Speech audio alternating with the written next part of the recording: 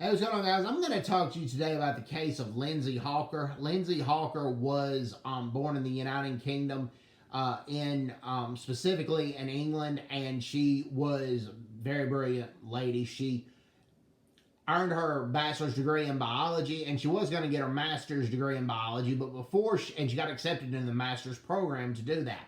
But before she wanted to pursue her master's, she wanted to go abroad.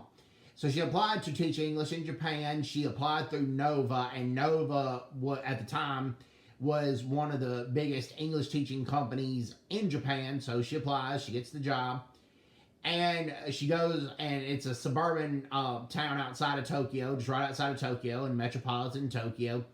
Well, one time when she gets off the subway, this guy starts following her on his bicycle, and his name is Tatsuya Ichihashi. And he says, "Aren't you my English teacher?" She says, "I don't think so. I don't believe I'm your English teacher." He said, "Well, I want you to be." And because she has two roommates, she thinks it's safe. She takes him up to her apartment, and he leaves all his contact information on a piece of paper. And what is disturbing is his email address was wetlover@hotmail.com. He also leaves his full name and his physical address as well. Well, Lindsay Hawker goes to the apartment, and instead of English lessons like she thought it was going to be, he raped and killed her.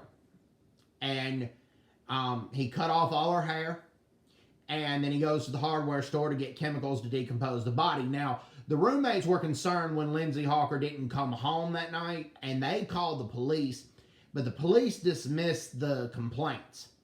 But Lindsay Hawker's parents, as well as her boyfriend back in England, back in the UK, they grow increasingly concerned because she hasn't been keeping in touch with them, as well as her the company she works for, Nova, gets concerned because she didn't report to work for the last 2 days. So they all call the police in Japan. The family also gets in touch with the Japanese embassy in the UK, as well as the UK embassy in Japan. And then the situation is taken seriously. Police show up at his apartment, but they can't knock and enter the apartment under Japanese law without extreme probable cause. Apparently, this wasn't enough probable cause. So Tatsuya Ichihashi escapes. He jumps over the railing. I guess he was only on like the second floor. His mother was a dentist and his father was a doctor, so he was receiving an allowance, didn't have a job. When he goes on the run, though, apparently the allowance stops.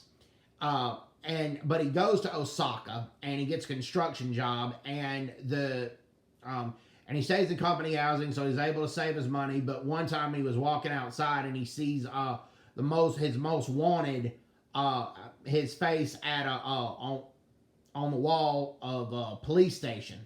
Pictures all by the police station, because at this time he's the most wanted man in Japan. But in Japan, it's common to wear a surgical mask to keep your diseases from spreading, even before the COVID. So he was able to wear a surgical mask most of the time.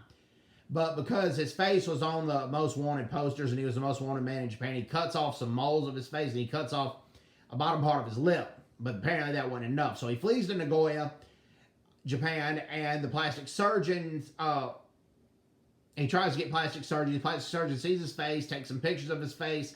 He recognizes him as Tatsuya Ichihashi, the most wanted man in Japan. Well, he calls the police, but then Tatsuya Ichihashi flees back to Osaka, and he tries to get on a ferry to go from Osaka to Okinawa. But as he was boarding, some passengers recognize him. They alert the ferry staff, and then the ferry staff alert the police. So he's arrested, given a heavy sentence. He was spared the death penalty, though. But he was able, in prison, to write a book about when he was on the run, and also a movie was made about it. And it kind of glorified Tatsuya Ichihashi, which is sick. Now, does Japan have a xenophobia problem? Absolutely. But are most Japanese xenophobic? No. Or the Japanese public would have not helped catch Tatsuya Ichihashi. And Lindsay Hawker's parents went to Japan. The dad and the boyfriend went to identify her body. And then also they helped raise awareness of Tatsuya Ichihashi, what he did. And it helped catch Tatsuya Ichihashi. So Hope everybody's doing well. Take care. God bless them. Bye bye. Bye bye.